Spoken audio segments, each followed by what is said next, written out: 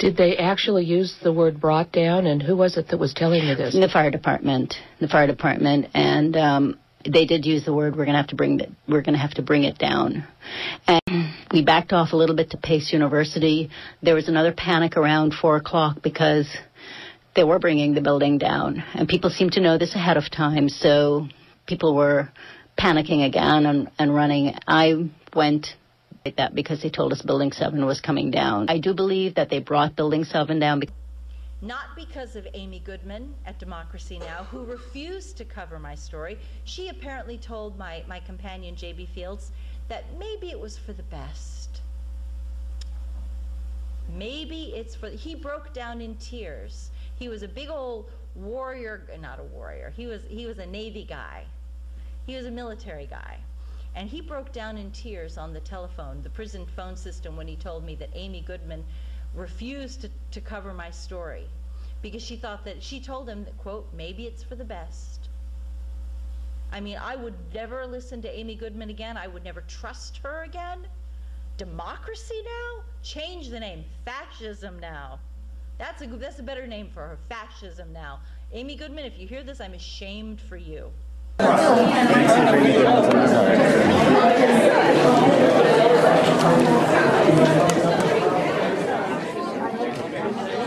Goodman? Yes. We are changing. Just one quick question for you. I know you were present for this event. Can you comment on World Trade Center 7 coming down? We know you were there for Sorry, I can't talk right now because we're just working. Just your comment. How do you think it came down? We're just about to do an interview, so we have to just if you could just give me a yes or no. Do you believe that it came down? Right now. Thank you. Okay, can't answer one question? No, we're busy working. Oh, really busy. Okay. I understand how it works.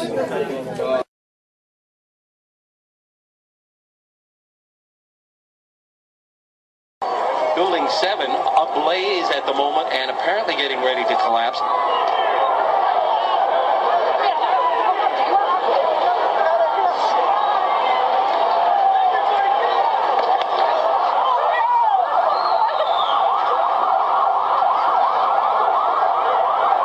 My hearts go out to all the people. Reason why, can you just ask me, is there a reason why a lot of progressive radios, I mean, KPA, a lot of them are doing a lot more on it now, as yourself? Do you know why that is? Why it was such a hot potato? I mean, you obviously made some decisions. Why was it such a hot potato? This is not a good time to... The point of Democracy Now! Is to provide a broad forum for different ideas. You know, I see the media as a huge kitchen table that stretches across the globe, that we all sit around and debate and discuss the most important issues of the day: war and peace, life and death. And anything less than that is a disservice to the servicemen and women of this country. They can't have these debates on military bases. They rely on us in civilian society to have the discussions that lead to the decisions about whether they live or die, whether they're sent to kill or be killed.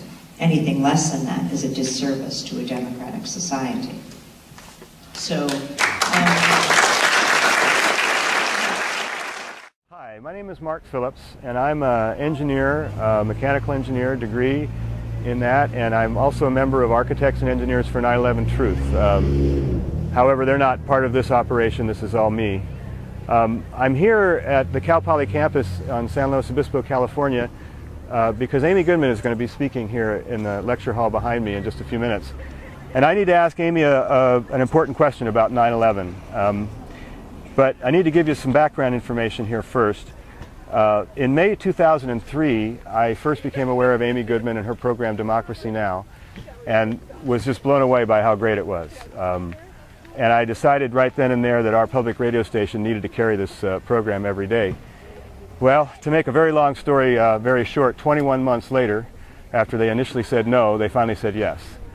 And the show has been running ever since. It's one of the most popular shows on the radio, and it gets a lot of support from donations every year. In November of 2006, Amy came to San Luis Obispo to speak for the first time. At that point, she was at the Vets Hall. And I was fortunate enough to be able to introduce her because of my connection with getting her on the radio. Actually got a standing ovation for my efforts from 400 of my closest friends. It was a pretty big day for me, and The point being that no one was a bigger supporter of Amy Goodman than I. And I loved her show, and I loved what she was doing, and I thought what she was doing was very important. Since that time, I've had dinner with Amy twice. Once in July of 2007, where we chatted fairly amicably about this and that. And again in July of 2009, when I went with the specific purpose of presenting to her evidence of the controlled demolition of the Twin Towers in Building 7. This is the evidence that has been collected, among others, by architects and engineers for 9/11 Truth. And I had several things to show her. I pointed out to her that the molten metal that was discovered in the debris, and many witnesses talked about, is not possible from a hydrocarbon fire of jet fuel or any other office materials. It simply, fires don't get hot enough to melt steel, and it's never happened before. I talked to her about the NIST report, the final report on World Trade Center Building 7, and in that report, where they finally acknowledged, as a result of efforts by architects and engineers for 9/11 Truth, finally acknowledged that Building 7 actually came down at free fall for over 100 feet. That's a pretty remarkable thing for a building with an area greater than an acre per floor. It fell at free fall, not virtual free fall, not close to free fall, but actual free fall for 12 stories, 8 stories, about 100 feet over 2 seconds. And I explained that that's just not possible to any means other than controlled demolition. And during this conversation with Amy at the dinner, it was clear that Amy didn't want to talk about this. She was very nervous, very upset, didn't have a single question that she asked me, didn't have any of the probing kind of questions that she usually asks when she's interviewing somebody. None of that was present. It was very embarrassing and uncomfortable for everybody at the table. So I decided to leave the dinner early. I figured it just wasn't much point in sticking around. But before I left, I mentioned this one last paper to her. I said, here's a paper written by an international team of scientists, published in a peer-reviewed journal. The title of this paper is Active Thermitic Material Discovered in Dust from the 9/11 World Trade Center Catastrophe. I explained that this international team of scientists studied 4 out of 4 samples of World Trade Center dust. And in every single sample, they found a mixture of aluminum and iron oxide. This is thermite. Except that this material was so highly engineered, the particles were so small, that they called it nanothermite. This is very, very highly engineered stuff. It's highly exothermic, and it explains all of the phenomenon that we've seen that are not capable of being explained by an ordinary hydrocarbon fire. The rapid collapse of the buildings, the presence of molten metal, those sorts of things. I told her about this paper. I put it down on the table in front of her, and I begged her to interview one of the authors of this paper so that we could get this truth on the air where it needs to be. And so I'm going to ask her today why she didn't do that, because she hasn't. She hasn't interviewed any of the authors of this paper. So my purpose here today is simply to ask her why. I don't really expect a clear answer, and that's going to be my point, I think. I think people need to know that for whatever reason, Amy cannot bring us the truth on this matter, and she may have a very good reason for doing so. I did ask her at the dinner with her whether or not she felt physically threatened, and she said no, but she might have to say no even if she felt she was. So I'm not here to make judgment on Amy in any way.